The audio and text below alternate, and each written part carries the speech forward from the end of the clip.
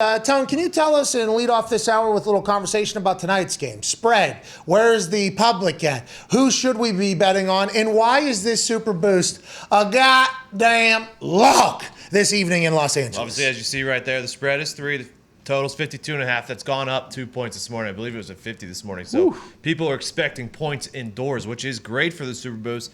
I didn't realize that it was indoors. For some reason, I thought it was in KC today. It's even better that it's indoors.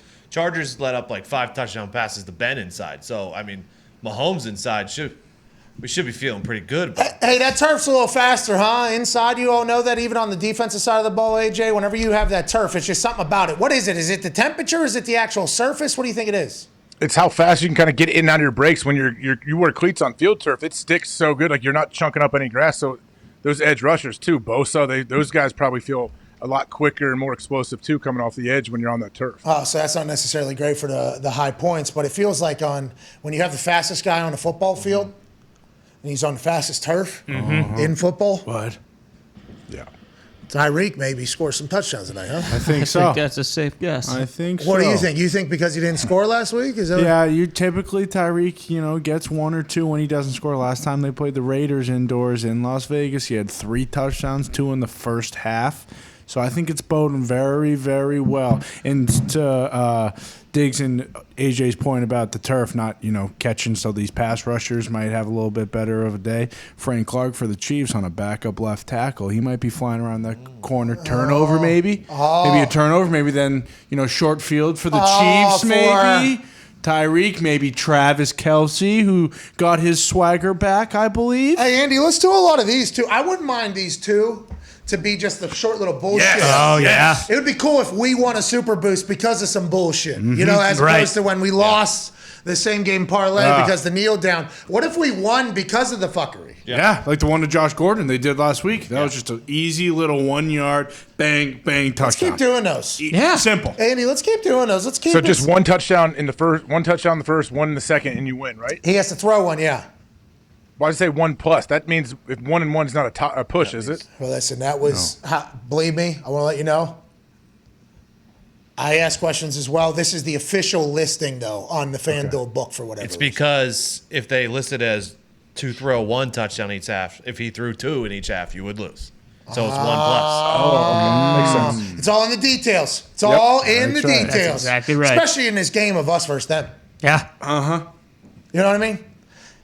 We need to take every dollar they have. Plus 170 is good. Juicy. Tasty. The Chargers are always, you have no idea what team is going to show up for them. And then KC's been 2 different teams this year. How do you handicap tonight? I think it's going to be a hard game for the Chargers. I think the least amount of points they've allowed all season is 21. I don't think their defense can hold up. I really don't. I mean, even in the Cincinnati game that they won, that if Joe Mixon doesn't fumble, they're going to lose that game. And I love Herbert. I think Herbert's sensational. When you watch the first tape of that game, I mean, they went after the corners of the Chiefs, and they won those matchups. I mean, they went after everybody in the secondary. Now, Snead's not going to play tonight because of personal issues. But to me, those receivers are so good. But Kansas City has been, since the second half of the Washington game, they gave up no points in that half. They were losing 13-10. And then they played Tennessee. They gave up 27, but off of turnovers in the first half. They didn't allow points in the second half. They've been unbelievable. They've given up 11 points a game. I think the Chargers are going to have a hard time scoring against them, and I think the Chiefs will figure out a way to score. The Chargers' defense, to me, is the downfall of their team. Need Mahomes to throw a touchdown first half and second half. Go ahead, AJ. Mike, how does that work with Kansas City's defense? How they can look almost like a different team from the early half in the season to the second. We've seen them do it in the past, I feel like, and now their defense is rolling.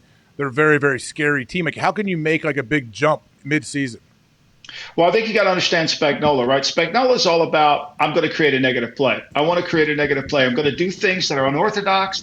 I'm going to take chances. I'm going to be able to be confusing to you so you make a mistake. And often what happens early in Spagnuolo's tenure as the coach during the season, they make the mistakes, not the opponent. and they blow a coverage, and they do. And I think once they kind of got settled down on who they were defensively, and they stopped trying to take all these chances and played smart football and assignment football, they got better because that front's good now. You got Frank Clark, you got Chris Jones, who is the MVP for the Chiefs this year. It's not Mahomes, it's Chris Jones. Chris Jones is dynamic. And so they've got Chris Jones inside there, and then they've got Jared Reed, and then their corners are much better than people think. So I think what they did, AJ, is they simplified their scheme. They played more physical up front. They've done a really good job with their defensive line. Daly, the former coach of the Patriots, is a really good coach.